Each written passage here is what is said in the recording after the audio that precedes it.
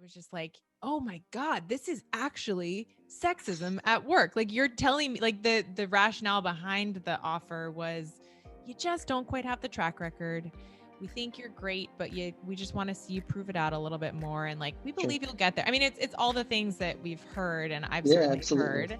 But it was the first time that it hit me like a ton of bricks. I was like, I maybe have faced sexism in my career, but this felt like clearly what that was. Yeah. And sadly, I've compared notes with other women who have gone on to take, GP roles at firms, and they have similar stories. And had I not had that offer, I probably would have joined a firm and I probably would have taken a partner offer. But that experience was like, oh no, I'm going to just go ahead and do this and prove you wrong.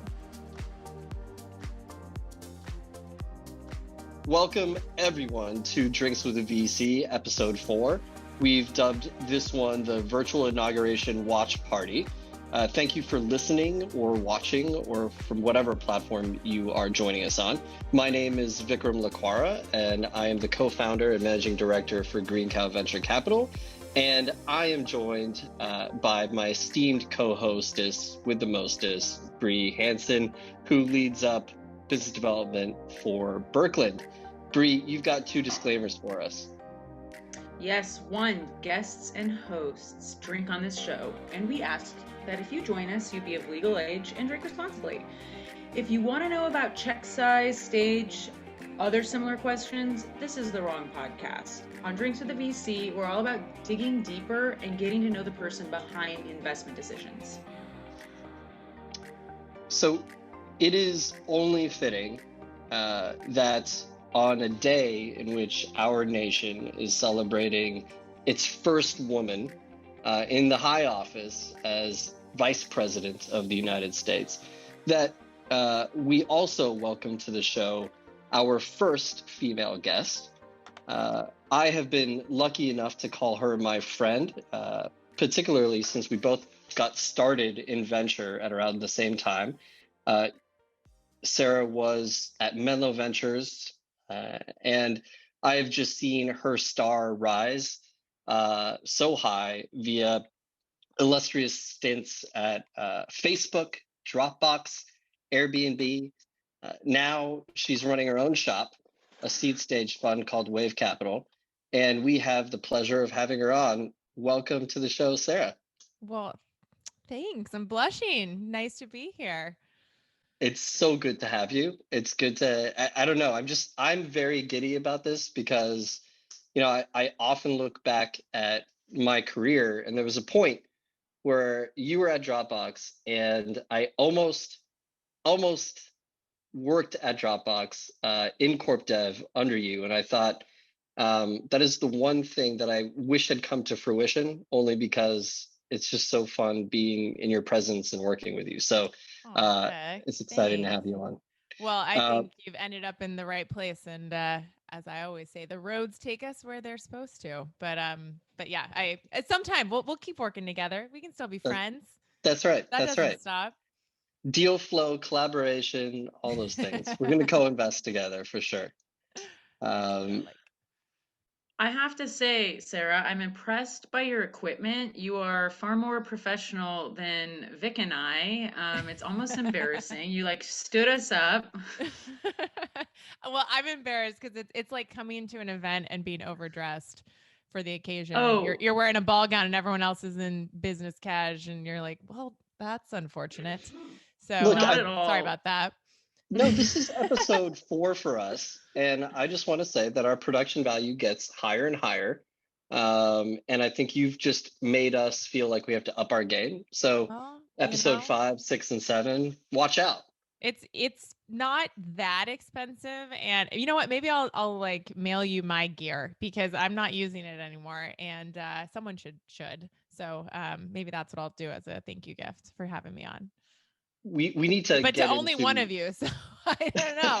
It depends who's better on the podcast. Definitely me, because I can't get my own earbuds to work, or AirPods. That's or true. Pixel Buds, whatever you want to call them. Those aren't even AirPods. What are you working with there? They're Pixel Buds. Pixel Buds. Okay. Yeah. If Google, way to be different. You know, Yeah. I'm Well, if not going someone with what Apple does because that would be too normal. no, too normal. You're And if contrarian. Look at you. that's right, and if someone from Google is listening and you want to And send wants to me extra sponsor this swag and wants to podcast. sponsor this podcast, They yeah. really should, because we both have Pixel, but that's the weird part. It's Pixel actually buds and creepy. pixels. And my Yeah, Google Home is listening to me which means, while by I the way, say we this. can't be on Clubhouse. We're not allowed. We're not Apple users. Yeah. Oh, yeah. The My sadness. membership is just sitting there dormant. I don't even feel like putting it on Laura's phone and kind of checking out Clubhouse from that angle. I'm over it. You're I'll over That's a wait. it. sad text. Well, how early I'm were over you it. on it? Do you have like a really good username? Because I want to brag about my username. I'm very What We proud. if, don't even have usernames. We're not on Clubhouse because we're on Android. yeah, I haven't set it up. So You actually haven't? Oh I my God. haven't. And you I call haven't. yourself a VC. Oh my goodness. I know. Well, I'm not big time in it yet. Come on, Sarah. I'm like on But the fringe of fringe, and that's how I got the invite. So it's okay. You gotta okay, start but somewhere. okay. So since you mentioned it, what is your Well, I amazing got username? at Sarah, which Oh, I mean that's so cool. I literally in no other social media platform that I've ever joined have I been early enough to just get my first name. It's a very yeah, common name too. yeah, There's a lot of Sarahs out there. yeah. Lots. Well, Especially Dang. in and venture, to be honest. It's probably the most common female venture capital name. I'm going to put that out there. You can fact You check should me. sell it. You should we sell it should. to a female celebrity that's named Sarah. Yeah, I who can't would think that of any, be? but I don't I don't know. know. Maybe it's a nerd. It's a nerdy name or something. There really aren't that many Sarah. It's hard. I try and get at Vic, with a K. Right. I'm always trying to get at VIK, and you know, invariably at all of these technology startups, there is an Indian, whose name is Vikram, who prefers to go by Vic, and I am shit out of luck, invariably. Right? Yeah. So Yeah. that's never gonna Well, happen. anyway, I'm glad. Thank you for letting me brag about that. That's It's fine. an absurdly happy big achievement for myself. So, I Mm. don't know what that says Well, about me. no, well, I mean, what it says is that you're an early adopter, and you would love to have that moment in time, Yeah. and I think you like Yeah. savor I that can't moment. wait. That's I okay. hope I mean, I actually just hope it's successful so that I can go back and be like, guys, well, do you want to know my username? Like, yeah, that's how early I was. First couple months. That's right. I know. Look at the Okay. billion users that are on here now. I was Yeah. one of the first 100. So, Yeah. that's what I want to do. So I hope they're successful so I can say that. I love it. I Not love because I it. use the Yeah. product very much anymore. You But, could put the you know. screenshot of it on your headstone, Yeah. at I Sarah think on that's what's going to Clubhouse. matter to me for sure. That's the important stuff for sure. Ah, At Sarah. There you go. The yeah. headstone. She It was weird, first like- on Clubhouse. wait, that's weird because that's not your Twitter handle. Oh, damn it. Yeah. You're right. I don't know how it works at Clubhouse, but okay. So you chose Manhattan. Tell us why this is your did. drink. Well, it's it's my favorite drink, but it was not always my favorite drink. I feel like so the backstory is my husband's family and I met my husband in college. So we've been dating for a long time. And I remember first going to a holiday event with his family and it was like, would you like a Manhattan? And that's apparently their drink of choice. Like every holiday, they're making Manhattans. That's what they do. And I tried one, and as a 22-year-old, wanted to spit it out because it was not my jam. I was more of a vodka soda girl, Mm-hmm. and white wine and vodka sodas. And but I was like, you know what? This guy's a keeper. I'm gonna like this drink, and I'm gonna learn to love it because I love this family. We're gonna get behind it. And every holiday event, I'd try another one, and then eventually, I was like, this is really good. And now I love them. But that's how I was introduced to them. Do you have a specific type of cherry or vermouth, or the ingredients? Do they have to be just so? What is your Yes. how do you I do mean, that? I How do you would say concoct your that favorite cocktail? it's I sometimes like to vary it. Like I like a rye Manhattan sometimes, a little sweeter. Sometimes usually I go with a bourbon. Yeah, there's certain cherries that are higher end than others. The one you guys said is actually my favorite kind. It's like you knew. And all the ingredients are important. Like the bitters even are important. It's just, Mm. it really is my go-to drink. So like I've had a lot of them over the years. And so like I love going to a nice cocktail bar when, life is back to normal and getting a Manhattan, because I know they're gonna they're gonna up level me even more, and I'm gonna be like, well, what was that? What What was kind? that? Mm, It, mm. yeah. So I'm a bit of a snob on the Is it Manhattans, not on rocks or everything. no rocks? Do rocks, yeah, definitely Okay. rocks. Okay. Ideally, it's like one big one, the big Yeah. square one. Yeah, Yeah. I love that. I Yes. not enough to like make them myself, but I do like getting them at a place. Lovely. Okay. All right. I And think I went into did too much detail there, so you're welcome to cut me not off at at any all. point. Not at all. The show okay. is Drinks with a VC. I That's think true. if we That's didn't true. go So through these drinks details, is yes, a big part of that title. it is. Absolutely. Well, cheers to that. And cheers again Cheers. to the first woman on our show on the same day that the first woman vice president in the United States is named. So fantastic. Cheers. Yeah, it's truly something to celebrate.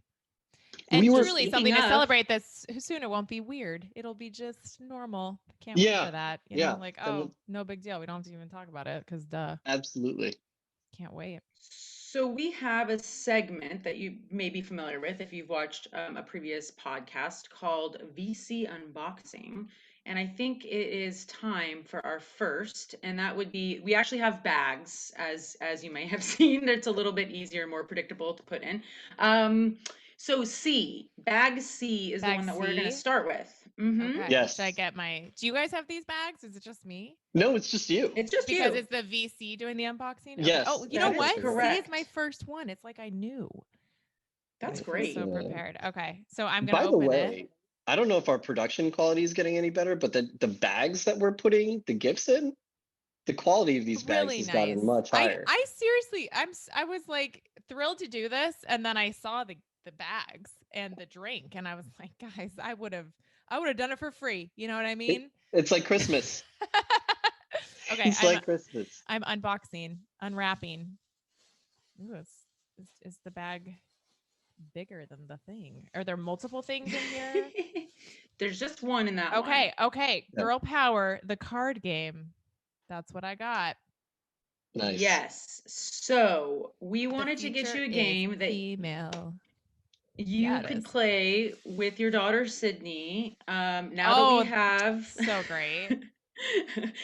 now that we have a female vice president and you yourself are a mom and also I'm assuming a feminist, we've thought that this would be a really fun game to play with her, and we wanted to know a little bit about your thoughts Oh, on that's so cool. our new vice president. Oh man, that's so cool. Yeah, I'm super pumped. Kamala, I'm so impressed by her composure, her like ability to relate, which I think actually in the primaries was lost. But she's a badass. Like I don't know how else to put it. She's a badass and she comes across that way and I love that.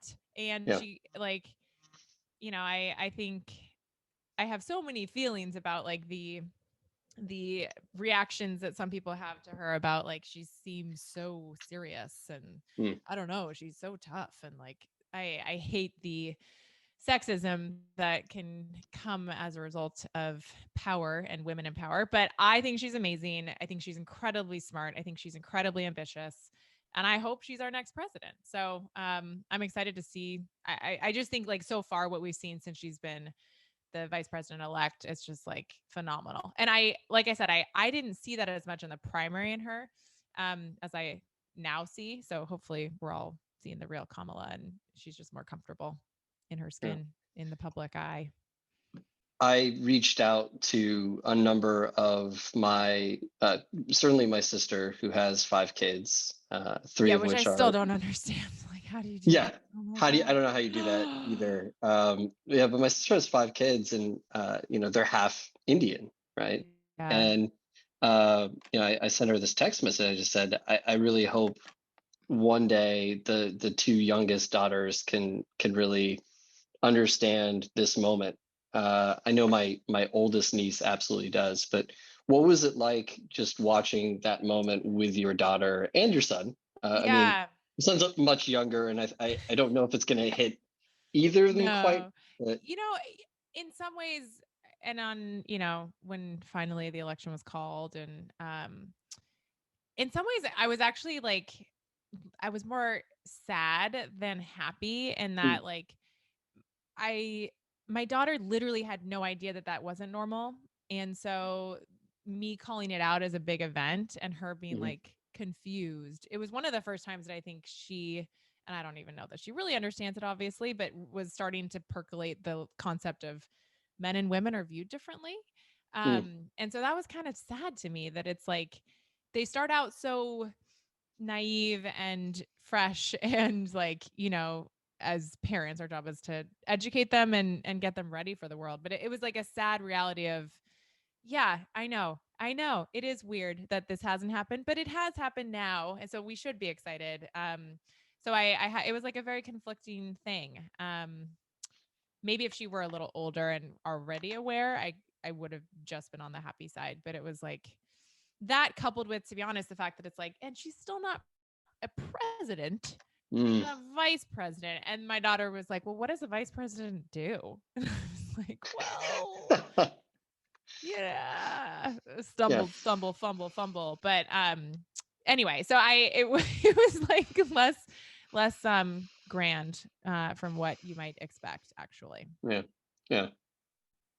Yeah. Yeah, I was taking in the moment, and obviously, it's a special moment for a lot of people out there, and we are part of a very divided world. But I was just for the first time, I was really very hopeful again, and Yeah. excited about things. Actually, I think, and this is going way off topic, but probably the most powerful part about the whole inauguration for me was Amanda Gorman's Oh uh, my God. I had to piece rewatch and, it. and and Was her that not poem. amazing? She's 22. Oh Yeah. my God. She's amazing. What were you doing at 22? Because I wasn't doing that, and I No. mean, I I was an just want a investment fingertip. banking analyst, like crying in a bathroom stall because my, associate was yelling at me for being stupid. So, not exactly as glamorous Oh, or man. impressive. It was just so I just want a finger of her talent. Like I Oh just my want a God. little And the tiny delivery of bit of it, like that. everything about it was just Everything. flawless. Yeah, It was I was amazing. pretty taken aback. And I'm not a big poetry person, Yeah. but I was like floored. Yeah, Yeah. it was pretty amazing. So Kamala and you and I were California That's uh, right. Born and born bred. and raised, and you know, I born in the Bay Area. I of course went to college in New York. You stayed I here. You went to stayed. I'm Cal. just all in, never leaving. Don't try and get me to Miami. I'm I stuck here. so yeah, so many questions about this. So many questions about this. Just on that topic, what do you think of sort of this VC exodus to Miami? Um, and and by the way, this is not to say, look, I don't support entrepreneurship wherever it springs up, and if they create a venture ecosystem in Miami, that's fantastic. But what do you think about all of that? Well, I think it's annoying how it's unfolded. Um, I and a little disingenuous with like, I mean, to me, a lot of it is driven by taxes, which is fine and I get it, Mhm. but let's not like pretend it's something it's not. I mean, I think that's a Right. big driver of why a lot of the tech folk have left. Um and in general, I'm kind of like, I'm not sitting here crapping all over your decisions. So why are Yeah. you doing that to me? Hmm. Like that's fine. You can do you. I'm gonna do me. Hmm. And like we can live in harmony without having what feels like fights over this. Sure. The people I actually have spoken with a few people who have actually moved to Miami, and like we're trying to do the hard pitch, and it's just like, I don't know, it feels like you're trying to lure me into a cult that I'm not interested in being a part of. Yeah. I don't know. Honestly, it feels weird and forced, and also a little aggro. Yeah. Yeah. But And in general, it's like, if you want to do that, that's totally fine. And you can talk about how great it is because you're so happy with your life decisions, and that's fine. It's the point where it gets to like the dogging on the other decision that I sure. take issue, Sure. which I would say Yeah. about It's most things in life. You want to make yeah. your own decisions about your life. That's fine. I'm going to make mine. That's fine. And we can all be different, How does that? sort of, to a certain degree. There's certainly No, bad things. I agree with that. I agree with that. I think, look, there's no need that you can't have it both ways, right? You don't have to. Not everything in this world is so binary, right? And it's Totally. not so black and white where you have to have it one way and that's the right way. And Totally. particularly with entrepreneurship and in the venture ecosystem, I think to each his own, and you go to where you think opportunities might be for you, and great, Yeah. Yeah. fantastic.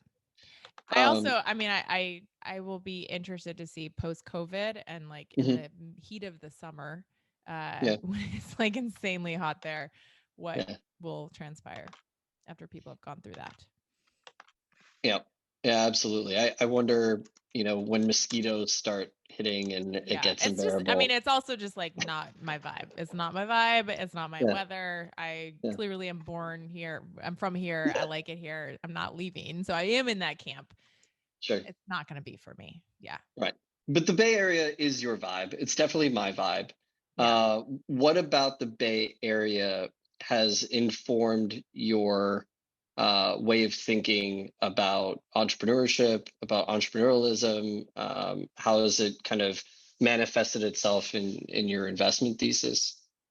Well, it's interesting. I mean, having grown up here, and I don't know, Vic, if you share this, I grew up here with a family that was not at all involved in tech, which was kind of bizarre because when I was growing up, it was, as Google was really coming to be Google. And I remember I grew up in Los Altos. So I grew up right down the street from, the movie theater Yeah, I would go to was at Shoreline, which was right next to Google's campus. And so it was yeah, weird to be like, what are they doing there? My dad was a doctor. And anyway, so I just like never really understood tech, but was yet surrounded by it.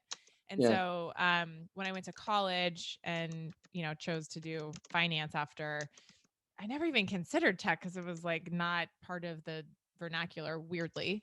yeah, And so finally, when I like switched into venture and met you, yeah, and then segued into tech, it was like eye opening and kind of like, I don't know. I always had to explain myself for having grown up here and not understanding any part of the industry. So it's funny because like I think the Bay Area, obviously having anywhere you grow up is going to influence who you are, mhm, but the tech scene definitely did not feel like it influenced me growing up because I was so outside of it. Um, and yeah, so for me, I think though, like I'm much more influenced by the career I had in tech, I have had in tech. Yeah, and I will be the first to say that I was one of those people that was like, Silicon Valley is special. You should probably start a company here. And if you don't, like, it's just going to be harder. And I think 2020 has definitely changed my mind on that. I mm, still believe in the Valley or the Bay Area. And I still believe that there's a lot of reasons for it to be a long-term hub. But, but yeah, I'm much more open-minded because I'm seeing it with our companies, like virtual work is here and it's here to stay, and some hybrid world will be our future. And I just think that it took this extreme environment for at least me to see that working, but it yeah, probably took some extreme, I do believe that it took everyone being forced into it to prove that everyone could do it. yeah. Because I think I do think, and I came from, Facebook, Dropbox, and Airbnb were very like HQ focused, product driven Right. companies. And so, it took like a Dropbox. It was while I was there that we started expanding into other offices having engineering in them. That was like a very controversial topic, because so much of how work got done was just like in the hallways. And so Yeah. I think, I was very informed by that. And now I'm realizing that that doesn't need to be the way. But to be honest, I think there's a lot of benefits to being in person too. So I do hope that someday we can have some sort of hybrid. Yeah. Well, so this brings up another interesting kind of similarity between you and me. Just thinking about the idea of team and then remote work, etc. You and I both started playing team sports and then gravitated towards solo sports. And my solo sport of obscurity was squash. Oh Your yeah. solo sport was fencing. Yes. Oh my gosh. Uh, That's true.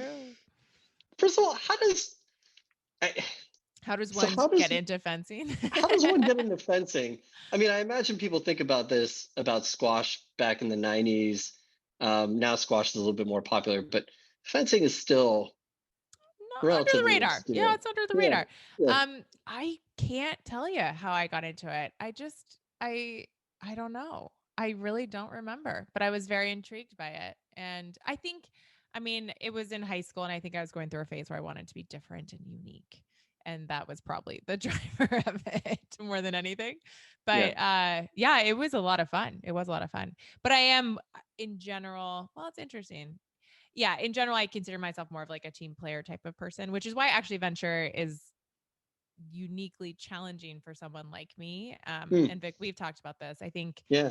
the only way I could see myself coming back into venture was with starting my now firm and working in an environment that we've created, which is very much like we really do. My partner and I work together all the time, Yeah.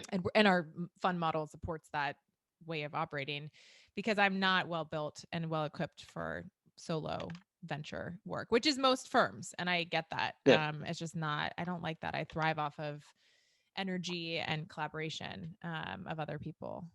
Yeah. Do you set up Zoom meetings, by the way, with your partner Riley, and kind of, yeah, with Riley? Do you just set up like a Zoom meeting we that's kind of have 2 like hours a long? standing 9:30 if we don't have any other meetings, like we're checking in at 9:30 and like we're Mhm. hashing things out. It's half the time over Zoom, half the time over phone, but Okay. like we have a constant, we're constantly talking to each other throughout the day, either just the two of us or with our portfolio companies or with startups that we're talking to for diligence and stuff.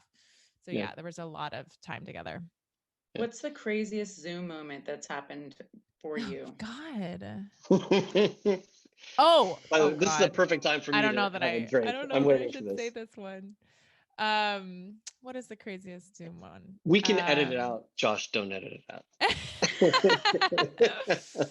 I'm trying to think if anyone's been working out while they've been on Zoom, and I don't think on Zoom they've been doing that. I would say that people have definitely zoomed in from some interesting exotic locations, and yeah, I'll leave it at that. I'll leave it at that. Which How it's about not like You that's can't just leave that. great. That's a cliffhanger. I know. most exotic location that Can you wasn't a green screen picture background that stop they saving her, Bree? Stop saving her. I mean, like, I'm trying oh to God, yeah. Nope, dropping it there, leaving it there. Okay. It's The gonna give it mystery is away. better. It'll give The it mystery away, is right? better. Exactly. All I right, can't. fair I See, can't. enough. see, Sarah always has tremendous presence and just understands the moment. I am the king of segues, so I'm going to take that segue of you understanding the moment. Okay. I'm going to How tie it else have into I fencing. understood the moment? Oh, Well, fencing. well, fencing is so much about timing and it's about positioning. And then, if I'm looking at your career, there is no human being in my immediate network that I know that has been better at, and had more impeccable timing and Oh, stop. understand positioning than you. I mean, you literally, I watched you go from pre-IPO to pre-IPO to pre-IPO, and some might say she's just lucky. She's in the right place at the right time. I think that's total bullshit. I think there is something to your mindset and your thinking that led you to have not only those opportunities, but to have success in all of those opportunities. Can you tell us The a little bit secret. about that. Yeah, what's the secret? Well, first of all, thank you. You are making me blush. I think, there's a few things that I've always been driven in underlying driving those decisions. Like when I first went to Facebook, that was very deliberate, and that was my dream job. Like I couldn't have been more giddy. I think in your questionnaire you asked something like a moment of excitement. I mean, honestly, when I got the call that I got the job, I that might have been like peak excitement for my life. Don't Yeah. tell my kids. Their birth was obviously very exciting. So Um, important. but but Noah, I Sydney. like yes, I know Sydney. You won't listen to What this one podcast moment was filled with pain and yeah, joy, the other exactly. was just You know, joy. I was like Yeah. on an Yeah. epidural, drugged up. It wasn't. That's so different. Yeah. Um, but I was very deliberate about that. And when I left Menlo, which for me was like an easy decision. I didn't love venture at first. Like Yeah. it really because of the reasons I said before, it's Yeah. just too lone wolfy for me. Yeah. So I knew I wanted to go to a company, and it was like, I mean, I was obsessed with Facebook. I loved the product I had for, because when I was in college, a freshman in college, it was 2004. It was just starting to heat up. It was just like the coolest thing ever. Yeah. And I realized I wanted to do corp dev because I realized that I could work with founders and I liked negotiating and all that. And I really wanted to be at a small team. And so I like stack ranked. It was like Facebook was the dream job, LinkedIn and then Twitter were the like number 2 and 3. Sure. Never talked to LinkedIn, never talked to Twitter. I got turned down from a few other not so great startups along the way. Facebook was the only job I got. And I just happened to like it was the dream. So it's funny Wow. because like I talk about this with my husband, and I don't think he would mind sharing that. So he went to Stanford for business school. He applied to Stanford, HBS, and Northwestern, and only got into Stanford. And it was the only school that he wanted of the Yeah. three, like the most. It was so it's so funny how you have these moments where it's almost like they know that you really Yeah. want it, and that Yeah. passion really does shine through. But yeah, I was very deliberate about that, and part of it was because I saw the potential for the company. Sure. So, I think but I obviously part of it was luck because I was still very young and I learned a ton there. And then, Dropbox. Well, but Okay. wait. Going from Facebook to Dropbox, Yeah. I think there are not a lot of people that would say, "Hey, we're going to take something that's on rocket ship trajectory And and leave. then go to something and then just Yeah. leave." Yeah, I Right? know. Yeah. So, Yeah. okay, I mean, really, how did you have that presence of Well, mind to kind of go, okay, this is what I want to do? What were the Yeah, lens and that they you were had looking different at? business models too. totally. It was different industries. Everything felt very Yeah. different. Mm-hmm. I think in the moment it was, and it's funny because like I look back and I was only at Facebook for 18 months or less than 2 years, and I was at Dropbox for 2 years, then Airbnb at 3, but they were such intense years, and like as the people say, dog years in startup land. I mean, it felt like that. I mean, I at Facebook I probably led at least 10 acquisitions in my Mhm. year and a half, and that like baked in my first couple of months where I was floundering like a new hire. So it really was like an intense time, and we went through an IPO, and it was when Instagram got acquired. So it was just like I felt like a lot was packed in, Mhm. but I also was starting to see the writing on the wall, which was like we were starting to expand the team.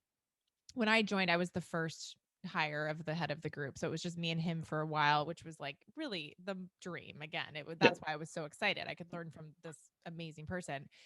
But I could see that like we were going to expand the team more and we were going to just get bigger. And I was like, well, what is my role going to be? Like, I'm never going to be in this company right now for a long time. It's going to take me a while to get to absolutely leading that Instagram deal. And I wanted to create a space where I could do that. And so Mhm. Dropbox to me was an opportunity to take it up a level. And I was like, the training wheels were going to be off and I was going to be on my own and no one was going to be there holding my hand through that. And I really wanted that kind of experience to push myself.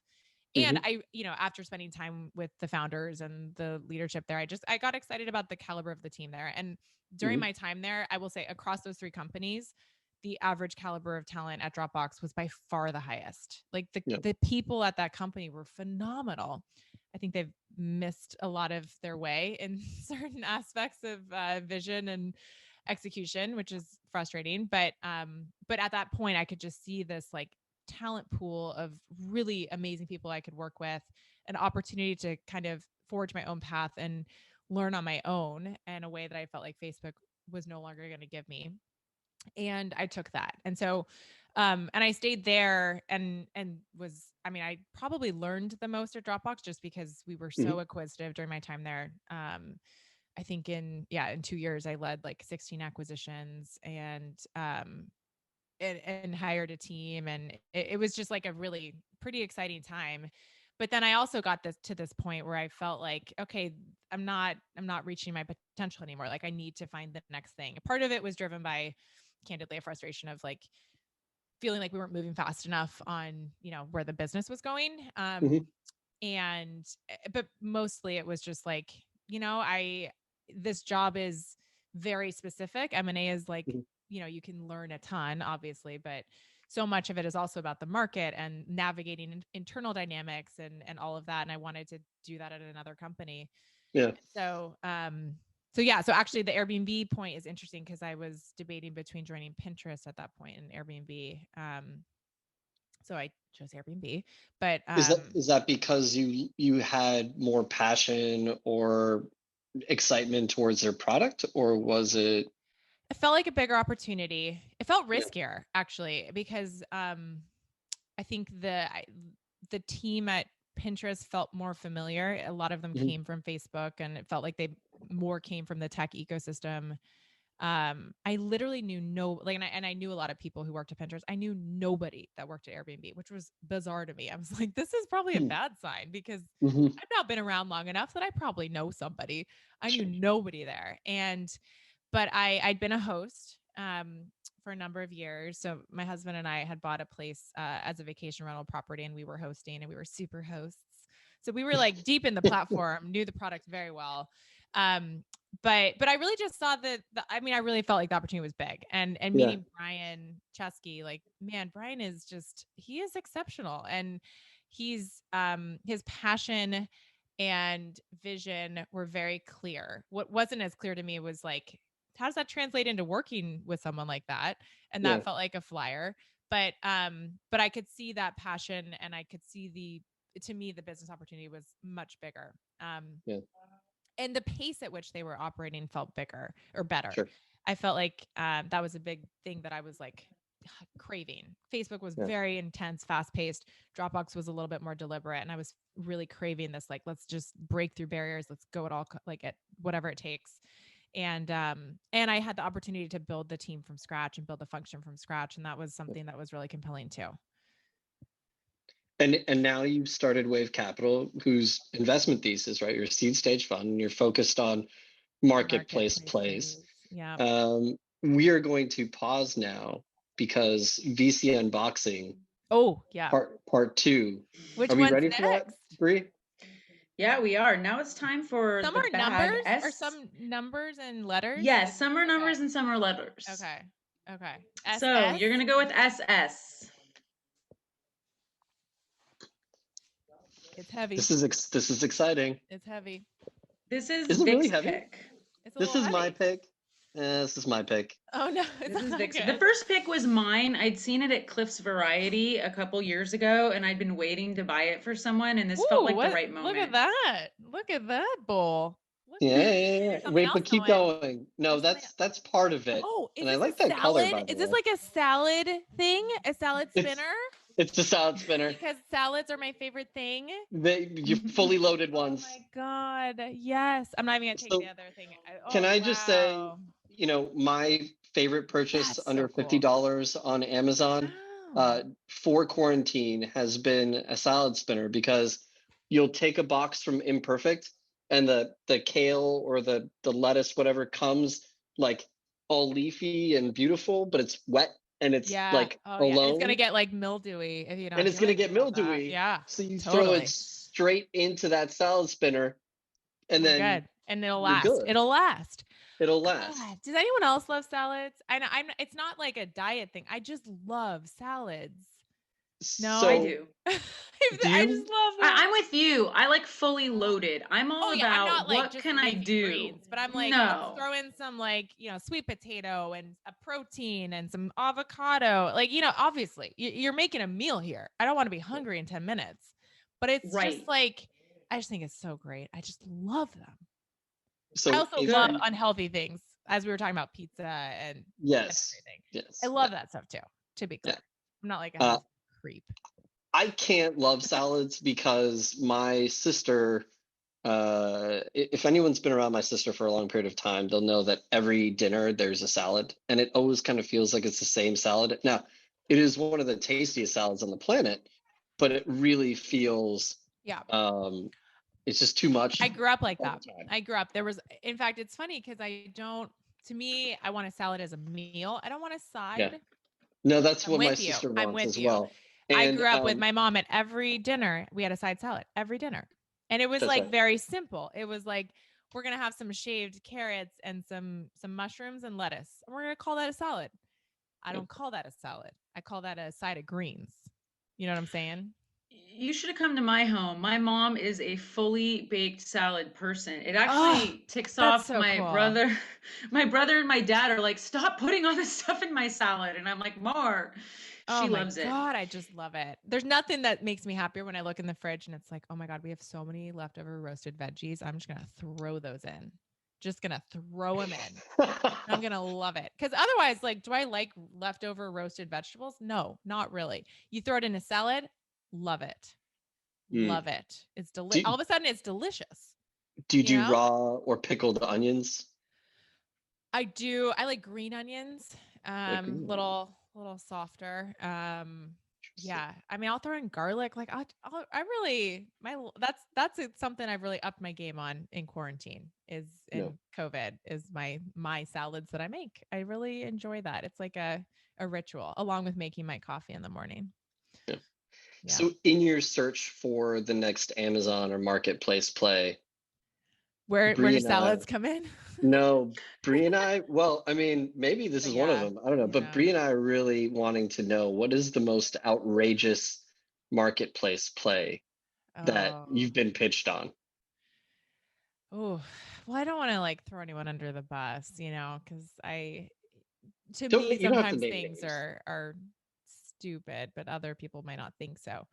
Um, well, it's actually there. I wouldn't even call them outrageous as much as like, really, that just seems so boring. Like the things to me that I like really just sap the energy are things where it's like, yes, there's an opportunity. Probably it's probably a small market, but really more than anything, feels like this should have been built probably 10 years ago, and that would have been novel. But now it's like you making a marketplace to match. I mean, it would be like if someone came to you today and said, like, what if you matched dog walkers and dog owners?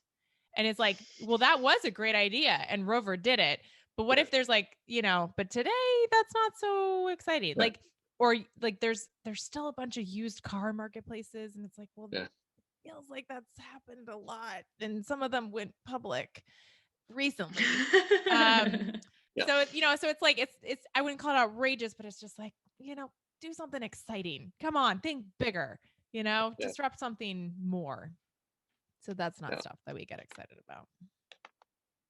You know, so there's been like the PayPal mafia, the Facebook mafia. Is there an Airbnb mafia now that's going to appear? I mean, there have been at least 30 companies that have started out of No. Airbnb. Coinbase is the most well known. Um, yeah, Brian Armstrong was an Airbnb engineer. Um, I think it's like it's ripe for it, and that it was a very surprisingly scrappy company, and one of the core values was actually serial entrepreneurship, in reference to the cereal boxes that they made to keep the company afloat back in the Mm. 2008 election. They had the Obama O's and the Captain McCain's or something like that. Um, so it really is part of the company, and so I think it's ripe for it. But yeah, I mean, a bunch of companies have started out of out of Airbnb, so it's happening. It's happening. I think for us, like we've backed I think 3 of the companies we have invested in out of the 11 have come from Airbnb alumni. That's not like everything, but it's, we would love to see more of it. So you started Wave Capital, which, with Airbnb folks, and you are the one with the most heart and soul of the firm, the EQ, if you will, and the eye for successful teams and talent coming from your corp dev experience, and arguably the most important part of venture capital. Tell us the story of your guys' 50 million raise.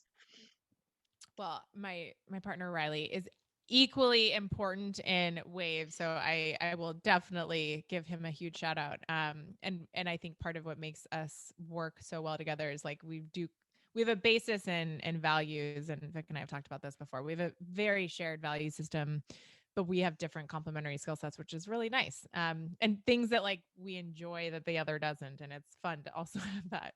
Um, I think yeah, so Wave, I mean, like I mentioned before, alluded to before, I really didn't think I would get back into venture. It was like actively not in the plans. And then fast forward to my Airbnb time, and I got to this place where it was like, this is again the dream job. Like I got to start it from scratch, and I got to build the processes how I wanted to. And I was working on this acquisition that was like a very technical acquisition, which I really loved. I loved like the very product and tech oriented stuff, and it was like big and sexy, and it had a lot of board level interaction, and it was very much like very high profile. And I was like, I'm just not, it's not doing it for me. Like this is Mm. literally as good as it gets for me, and I'm kind of not that into it anymore. And so it was my realization and wake up call that I had to really figure out what I wanted to do, because it was not going to be M&A forever. You probably sense the theme from like how I made my decisions on companies to join, that I was very much focused on like taking it up a notch at every stage. Mhm. And when I thought about that in terms of what it meant in operating land, I was just like, I don't think I just realized I didn't want to be head of corp dev and BD, or move over to product, or move over to operations, or be a CFO one day. That wasn't exciting to me. I wish it was. I mean, they are great jobs. They're enviable jobs. It just wasn't something I was excited about. And so I started reopening the venture conversations, talked to a few people who I view as mentors about like, should I do this? And they all tried to talk me out of it for various reasons. Probably because they're actually, smart people that realize like venture is hard and maybe not for everyone. But I like got my head open minded to at least talk to firms. And in my head, I was like, being a partner is probably very different than being an associate. And maybe that's enough for me to feel like it's the right role for me. Um, and so all this is to say, fully expected, once I kind of cleared my head of I don't want to do operating, and I think I'm open minded to venture again, that I would just join a firm. Cause like when people would ask me often if I would ever start a company, and the answer was like, absolutely not, never. Um, and so the same would go for a venture firm. It just felt very, I don't know. It was never in the cards. Like absolutely not was very much the answer. And so I talked to a few firms, and it just felt like I was tricking myself into thinking that the things that I didn't like about it before were going to be gone. And so I was really craving this, like, is there a way that I can invest, but be collaborative and work at this, what I realized was Seed, or what Seed had evolved into. Because during the, almost 10 years since I had left Menlo, the Seed ecosystem had massively changed. And what it meant to invest, with a $2 million check, which is what we were doing when we were back in the day, Yeah. um, starting out, like that was called a seed round now. And so I think all that came together, and Riley was kicking around the idea of starting Wave. And it was like, okay, no, maybe I'll consider it. But by the way, I'm totally interviewing at these other places. And if they give me a great offer, I'm going to take it. And he was like, yeah, okay. Yeah, sure. And like, to his credit, just kept trying. And like, I kept realizing how this vision of what I thought venture was and how it would be different just wasn't the truth. And so anyway, I'm glad that Riley kept at it, and that I made this choice. And but man, the fundraise was hard. It was super hard, and it took a year. And it's it gave me a lot of humility. I was also pregnant with my second.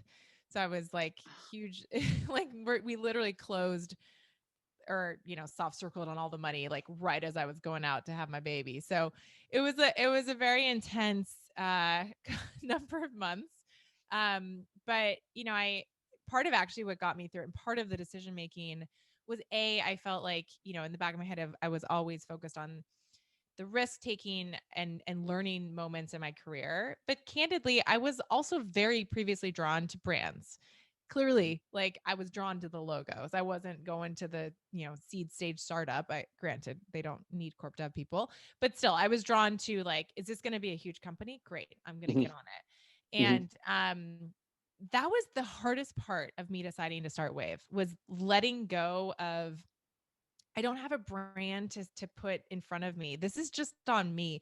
So if it doesn't go well, that's a reflection on me and I have no one else to blame. I have no one else to hide from. I can't say it was the politics or anything. It's like this is on me and I hope I can trust myself now at this point in my career enough that I'm okay with that. And I wasn't. And it took me months to get to that point where I was like, okay, I'm ready to do it. And even actually, it's funny, I kind of forget about this. Once I made the decision, I didn't even really tell my friends for a while. I was Mm. so embarrassed actually that I decided to Really? start a fund. I was like ashamed of it, which I don't Huh. know. In hindsight, I don't really understand that. It doesn't actually make sense. But I think I felt like if I'm if I'm saying I means I think that I'm so amazing that I can start a fund. And I never wanted people to think that I thought Mhm. that because I absolutely didn't. If anything, I felt like this huge imposter syndrome. And so, but finally, as I got more comfortable with it and was, going through the fundraising process, it was just like, this is happening. And now it's like, I can't imagine not having Wave. It's just the most fulfilling thing I've done in my career so far. And it's just so funny because I never would have seen this for myself. Wow, that's really insightful that you are recognizing that you didn't want to tell people because you were kind of suffering from imposter syndrome, which by the way, a lot of founders we know suffer from. Yeah. So Absolutely. it's Absolutely. it's but one thing also that stood out is that you were having your second child, and I work with a lot of VCs, so does Vic. Not a lot of VCs are mothers. One thing that I've noticed in my career is a lot of the female founders that I've worked with have a hard time even getting funded because, let's face it, male investors don't understand their business model, or even their wives don't understand the business model, unfortunately. Like a really good friend of mine had a marketplace actually for products that were from women in Africa and Latin America. And I remember pitching it to a VC, and he was like, I pitched this to my wife, and It's the worst. her this is so bad, but he was like, they basically have an interior designer, so like she just didn't get it. And I was Yeah. just like, I mean, oh it's my like God, this is such an incredible company. So I that love that happens you're a all the woman and time. you're a mother. Yeah. Tell Yeah. us tell us about that.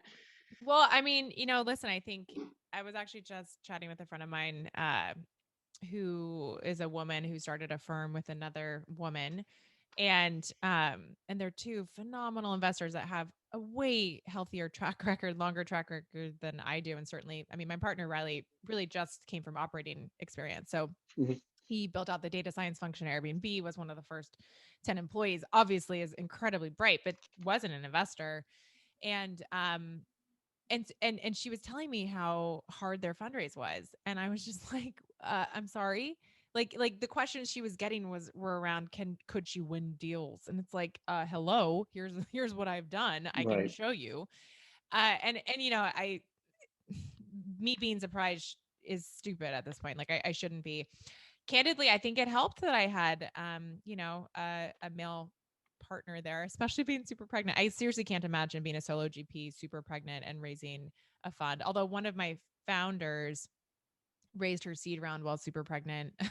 So as a solo founder at that point. So, it's doable. I think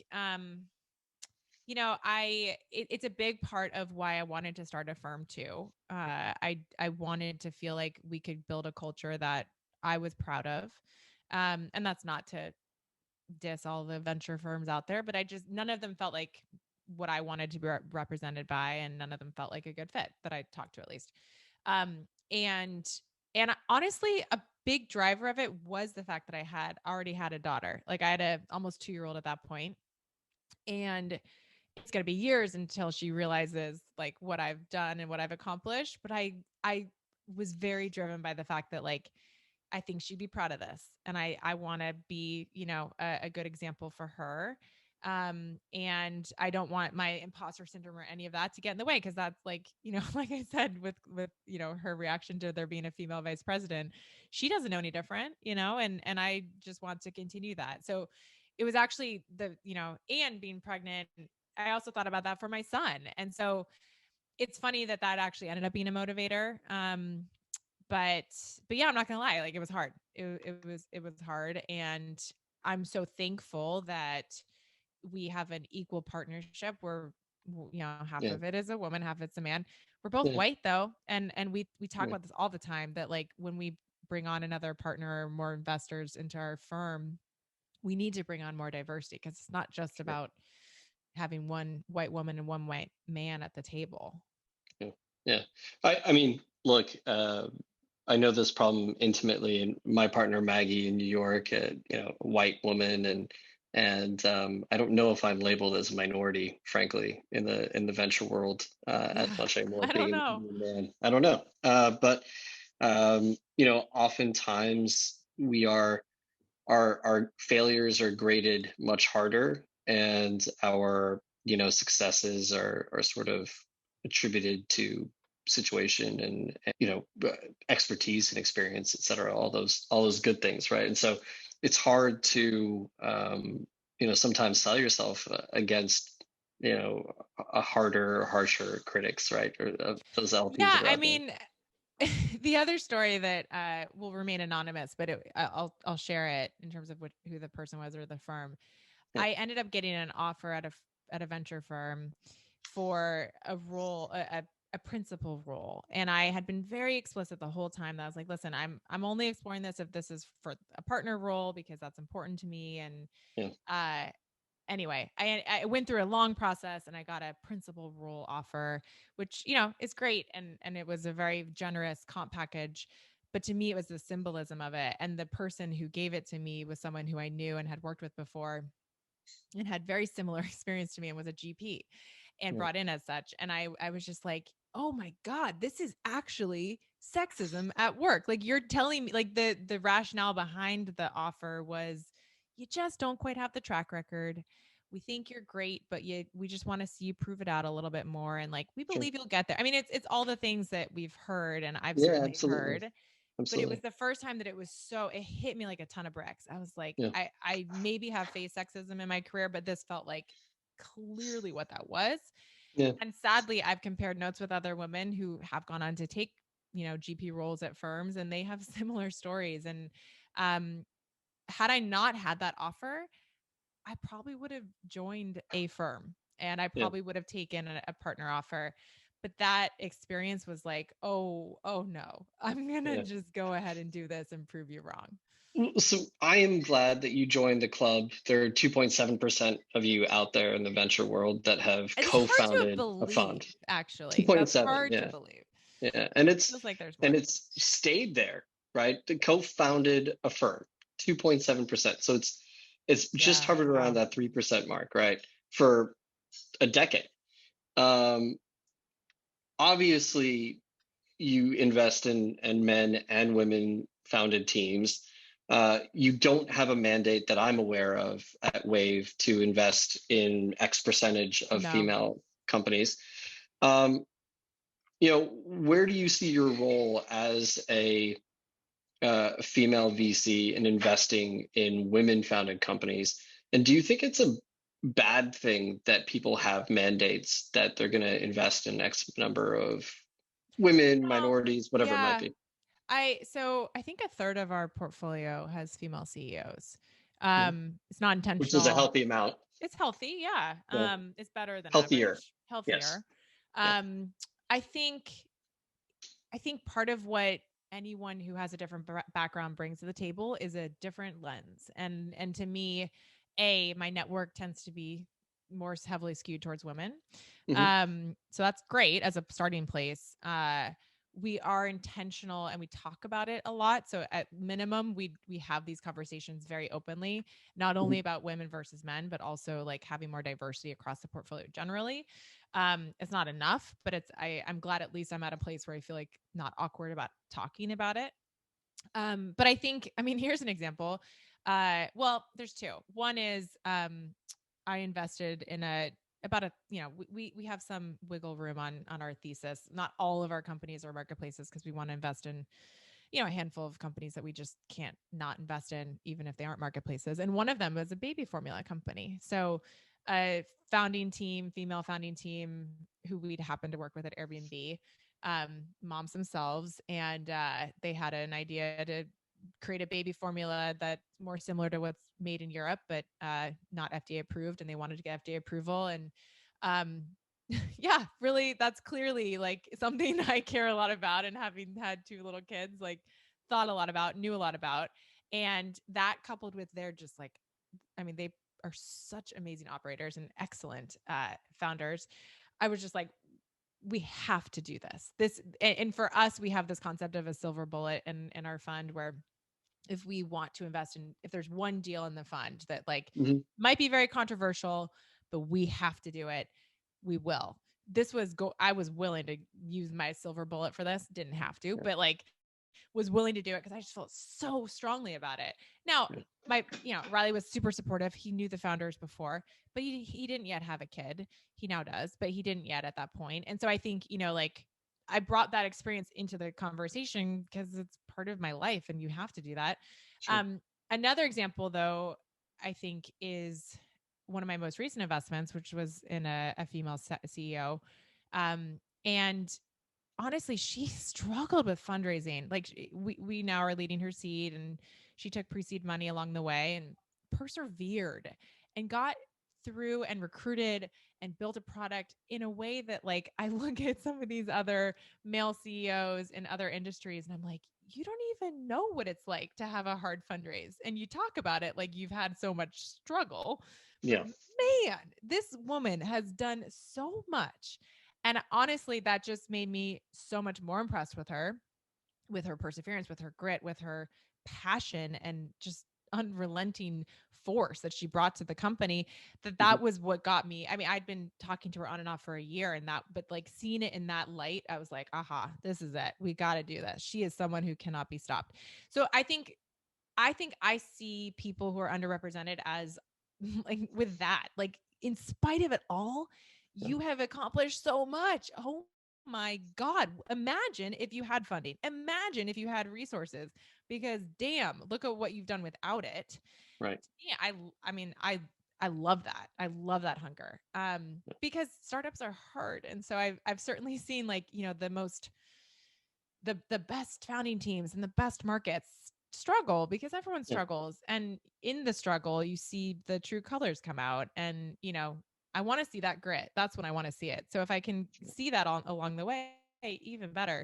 But to your other question about, do I believe in having a mandate? I'm all for it. I'm not against it at all. I don't believe in this, oh, where you're lowering the bar. You know what? The bar is messed up. So let's open the aperture and Okay. at least have enough conversations to have a healthy pipeline. Mhm. And if that's the way to do it, fine. That's great. Like put your capital to work and put your money where your mouth is. I'm Yeah. totally fine with that. Yeah. And it strikes me, you've always, to me, you've been a person of substance rather than just kind of talking about it. And your presence on, well, first of all, we talked about this. I don't I'm have a not big presence on on Twitter. Clubhouse. I'm on Android. And then on Twitter, you're not that big on Twitter. You know, are there other ways that you like to give back to the female community? And is there something, or is that really, I guess my question is, what responsibility do you feel like you have being in that 2.7% and being someone who's been in in an operational capacity at three of the biggest companies on the planet, and where do you feel like your role is? What is your what is like your sweet spot, you think, in that whole equation? I mean, I am all about rising tides and letting everyone come up. And how it tends to manifest is probably not scalable, but it's in mentoring, it's in one-off conversations, it's in like I basically, if you are a woman and you've reached out to me on LinkedIn asking for like, hey, can I get on the phone with you for 30 minutes to pick your brain on a career thing? I've probably done it, and I've probably just said like, yeah, let's do it. And not only will I have the phone call, but I will really try my hardest to make a point of following up with like that intro or something like that, because I just think that's so important. And again, that's really not the most scalable thing, but I it makes, honestly, selfishly, it makes me feel good. I love it, and I've certainly benefited from those random one-off intros that I got. And like my job at Menlo was because I connected with a friend of a friend who happened to be someone who I ended up working with at Dropbox. His name is Chen Li. He's like a legend, and he was at NEA, and he had a phone chat with me, and then he forwarded me the Menlo resume drop, and I submitted it, and I got it. And so I look at these moments of like complete what feels like serendipity, and I want to pass that along, and I want to pass along knowledge. And this is not a zero sum game. The pie can get bigger. It needs to get bigger. And I find it fun. So yeah, I'm all about that. But I'm very much not about like being on Twitter. Well, let's move on to the next gift and the next segment. Ooh, okay. So we have we have bag number B, I think. Yes, bag Yes, B. the letter is next. B. Wait, what is there like a method behind the madness of numbers versus letters? Yeah, you'll figure get it at out the end. once you Okay. open them. I certainly haven't. I don't want to give it away. Oh, salad spinner SS. Is that okay? Yeah, now you're yeah. picking up. Wow, you sound like you're Okay. smart. She's like, wait a second. Wait That's a because second. she really hasn't been having enough Manhattan. I I know. really feel like. Oh, this is so cool. Wine country living. Look at that. Don't you want to be there right now? Don't you just want to be drinking that cab? Just sitting Yes. out Isn't there. that nice? We know That you is like California cabs, and beautiful. we Oh, know that you like remodeling. And oh so God. Or like it or I forced like into it. Oh, amazing. I like decorating too. So having like decorating books and architecture books around are always like really good points of inspiration. Yes. But we wanted to play a game with you. Ooh. And the first question has to do with that book. Vic, you want to start the game? Yes. Yeah. So this is a new segment that we're going to coin. Would you rather? Oh God. Okay. Yeah. Played Yeah. that a million times in my household. Yes. Okay. This is a podcast worthy. Would you rather? Okay. You have to have your drink out. Do you have any more? I've already drank it. You guys catch up. Jeez. Down? It wasn't that I bad. had another one made. The Oh, bartender. where is my bartender? My I husband. know. Everyone Bartender. needs Laura. So yes, exactly. Laura, by the way, has just found out that she is fantastic at making Manhattans, and I feel like we're gonna. That's a good skill. That's a great skill. We're gonna be drinking more Manhattans in our future. I You can believe. go to Nick's I hope house you for guys Christmas. enjoy them as I know it's that. Come over to the Adlers. Exactly. Well, Things listen, get very drinking boozy water very is fast. fine. We enjoy not only drinking alcoholic beverages, but also the non-alcoholic ones. Okay. Like water. Well, So that works fine. cheers to that Yes. hydration station. So, first question of would you rather? Okay. Would you rather build a dream home from scratch or remodel an old home? Well, I'm doing it and I'm building. So that would be the answer. Okay. I'm at the finish line of completing the dream home. So How many years has it been? it's Or been months? it will be 2.5 years from purchase to completion. Yeah. Wow. Oh yeah. I mean, Okay. COVID threw a little bit of a wrench. Yeah. There was some shutdowns and stuff. We expected 2 years, so it'll be about 6 months over. Okay. But yeah, so definitely that. And you know what? Here's why. First of all, it's it tends to be, I don't want to say less expensive, but you can have a better handle on the expenses when you do a complete from scratch. Because there's Sure. no like gotchas, like, oh, open that wall. Turns out there's asbestos. Turns Yeah. out that's going to be a huge thing. Or like, ooh, that actually turned out to be a supporting wall, not a Yeah. decorative one, or what have you. Yep. So Yep. there's none of that. Because you have full visibility into budget. Sure. And then there's no limit. There's no like constraints. You don't have any of these Mhm. artificial, like, oh, well, that room is a little smaller than I wanted because it was original. It's like, nope, this is exactly what I want it to look like. So it takes a little longer, Yeah. but the budget certainty is nice. And then getting what you want is nice. So yeah, so we're like 3 months away from moving into the dream. So really Okay. excited. All right. All That right. was a layup question. It's like That you was knew I layup. had strong feelings. I did. We do. Our second question: would you rather fund two exemplary women completely outside of your investment thesis, or two men that were doing something mildly interesting but are squarely inside your thesis? And I think you answered I it a feel little like bit I with the kind of silver answered bullet. that. Yeah. I mean, I think, well, I mean, two though, like one, come on, come on.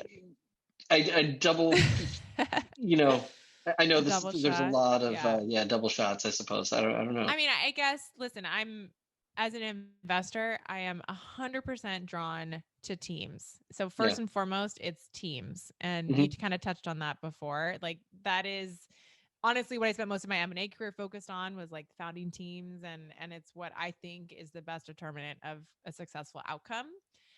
So I'm always going to be like team oriented. So Hmm. I mean, regardless of the sex, I would say like whichever team I felt was best suited and to attack whatever they're going after. Right. Um so I guess in that case it would be the two women. Fine. Fair. Very, very well said. Diplomatic. Is that Very what diplomatic. translation diplomatic? You know, Going into politics next, guys. all I have to say is that the Aperol spritzes on episode 3 were a little bit scarier because I feel like I just kept drinking them Oh faster. yeah, that's But so these are easy. hitting me all at once, so I don't know. I don't know. Okay. All right. All Fair. right. The third would you rather join, or actually, sorry, I should say this again. Let me rephrase this, knowing now what I know about you. Okay. Uh, are you more likely to become a celebrity on Clubhouse or active again and a celebrity on Twitter? Oh, it would definitely be Clubhouse. I mean, regardless, Yeah. I think audio is just I love the format. So, Yeah. I think I translate better to the spoken word than I Yeah. do to the tweets. To the tweets. To the tweets. Yeah. Yeah. Okay. I just have Okay. fun talking to people. I like talking to people. Yeah. I'm not very funny on Twitter. I'm really just not good at it. So it's partly like I'm not good at it, so I don't lean into it. And it's partly like I roll VC Twitter. So Ugh. your meme game is not as strong as you would like it. I mean, no, although I must say in IRL, Yeah. I love a pun, and Yeah. I think I have like decent humor, but no, it doesn't translate. It just doesn't Mm. translate. Okay. Fair. Fair. All right. And then our final would you rather. We know that you like the Peloton, I do. Oh. but have you ever and would you rather get on a mountain bike or a road bike and just go? Versus my Peloton. Yeah. Oh no, I'm obsessed with my Peloton. I'm actually intimidated by outdoor anything exercise. Yeah, I mean, so I will preface by saying I never, but my never is that's extreme. I really didn't exercise Yeah. until this past year, and I got in getting a Peloton. And now I'm one of those people that I hated, where it's like I plan my ride the night before, I get excited about it. I mean, I literally hate myself for saying that out Do you have loud. a But favorite instructor? I know I have different moods for different instructors. Like Ali Love is probably up there. Yeah. I'm a love. Well, I just love them all for Yeah. different reasons. Like that's how they've turned me into a fitness freak. It's Okay. crazy. And so I would choose Peloton over anything. Okay. And I acknowledge that I kind of want to vomit when I hear myself say that. So don't worry, everybody. I get it. It's awful. It's okay. All right, fine. I said that was our last one, but we have one more. Would you rather watch The Social Dilemma on Netflix or The Social Network? A Social movie? Network, 100%. Love that movie. Love that movie. In fact, I think we rewatched it in the last 6 months. Yeah, Have you? we did. I love that movie. I just think it's a great movie. And The Social Dilemma, it's like, honestly, we started it and I had to turn it off. It was just like, I get it. It's bad. Yeah. I get it, but you're not telling me anything new and it feels like you have an agenda. And anyway, Okay. but I love The Social Network. What do you think about Army Hammer's cannibalism? What is that even? Was that real? That's what I think. Yeah. Was that real, or was he like on drugs and joking and it was taken out of context? No, I think it's his fetish. Multiple women have claimed that he has slid into their DMs wanting to eat them. But like, I think that could be maybe that's something different. Isn't he getting divorced? Is this the root of it? He is getting divorced. Yeah. Oh my god. Every time I think of The Social Network, though, I just think of him as the Winklevoss twins, But and now I think of him as a cannibal. Isn't that even more fitting? Right? Right? The Winklevoss. It all comes together right there. Oh my god. Yeah, that's super weird. That I just couldn't believe that was real because it's so weird. That's really weird. But I guess we all have our things. Remember how I said people can have their own thing and I won't judge them? Clearly, I'm going to judge you if you're into cannibalism. So, yeah. Well, okay. Look, all of our games here on the podcast end in victory for the VC. Okay. And this is no different. You won the game. Would you rather? Okay. And very competitive. Right. And we are as are every VC. There were wrong answers, and fortunately, you didn't get any wrong. You didn't get any of them wrong. You answered all of them correctly. Yeah. So, as your prize, is this right, Bree? She gets to I get the last thing. The last. Yeah, she gets the last one of the 3. Mm-hmm. Yes. You guys, honestly, I feel guilty that you've done all this. How? Why? Oh my God. Because I would, like I said, I would like give you things to be on. No, but this is the premise of our show: to give amazing gifts to VCs that already have it all, and then have them have it all. Life story. Oh, look at that! Oh my God! But does she have her own vest? This is for the folks that are yes, for the God. For the folks that don't have a vest. I'm like the only VC that doesn't have a vest. Let alone a Patagonia vest. Well, so now number one, you have a vest. But can you, for the listeners that aren't watching us on YouTube eventually, can you explain to the listeners what's on the vest? Well, I'm assuming that you're referring to having been at 3 pre-IPO companies. And is that right? Yeah. Okay. That's correct. So that's correct. Okay. So I mean, can I wear this? I don't know that I can wear this and not have people be like, are you a douchebag? Well, first of all, you have it came from us, though. It came from us. But do you think people think that I did this? That I'm like, guys, cover it up I was part of 3 IPO companies, and now I'm a VC. Oh my God! Did you ever see Silicon Valley? Yes, of course. The Trace Comas. Oh Trace my God, Comas that's right. Yeah. The Trace Comas. Ah, that's amazing. Oh my God. Okay, that makes it better. That totally makes it better. I didn't catch that. That makes it a lot better. Oh man, this is so cool. I seriously don't have a Patagonia vest. How can I call myself a VC? Right, and when we eventually get to socially hang out with one another in the same room or area, we will be having a party with all of our guests. And wait, who else have you had on? To get into the party, you gotta have to wear your vest. Yeah. Wait, so are there different things that you've had in like stitched in? Yeah, of course. Can you share? Thanks for not listening to the only other one episode that we've released. I know. I'm sorry. You should have given me homework. I would have done it. No, we know you would have, but you're busy. I like to come prepared. You like to come prepared, and you did, but you've got the drinks, and you were Hey, look at my fantastic. equipment, guys. You Yeah, know. yeah, It's our job to stalk you, Sarah, which Okay. yes. we did. Wait, but can you share? Can you give me what you've done? Because Sure, by but we're now, gonna other edit it. people, you can edit it out. That's We're, fine. Yeah. we're gonna edit it out so other people have to go back and listen. Yeah. Yep. And so Spoiler alert. Just kidding. You're not gonna get it. Yeah, we started off with Scott Beechuk. That is not a secret. So Scott from Norwest is already out there, and then Okay. we've got. Wait, but what was his thing? What did you put on it? What was Scott's? He's because Oh, he yeah. he's a former DJ. Yeah. So we got him. So good. That's good. He's also a member of the Plur Revolution, right? So he believes in peace, love, unity, and respect, Okay. which is all a part of like the raver community. So. Oh, that's so good. And then we had Brendan Farwell on. Oh, And Brandon, yeah. Brandon at X Fund. We got him we got him two vests. Well, we got him because it was our Christmas episode. It was our Christmas episode. Yeah. And but then we also got him the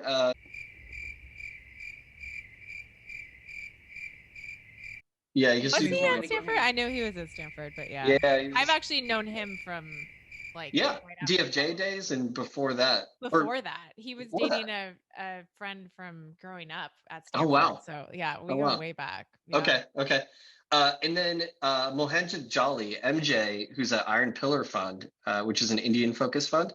MJ, his dream is to go to the playa and go to Burning Man if his wife will let him.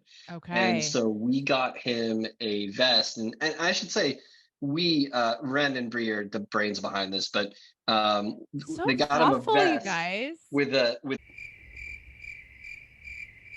on it at the on the breast of the vest. So we got him like a Burning Man outfit, and then he has his like goggles, vest. Yeah, exactly. The sunglasses. It was the whole thing. I think that ship has sailed for me. Burning Man is not in the cards. Yeah, I haven't been to Burning Man. My brother-in-law, my sister's husband's gone to Burning Man, 6-7 times, and I think he's going to go next year too. I don't. Whenever that happens next, but it's not in the cards for me either. It's just not my vibe, to be honest with you. Me neither. Yeah, but I am you would think I actually would own a vest, but I'm happy I now do. So thank you guys. All right, so now we're back because we like to end every show with not with a would you rather? Not with a would you rather or something secret that we say off camera that won't be recorded. Okay. But we like to end every show with a toast from our guest.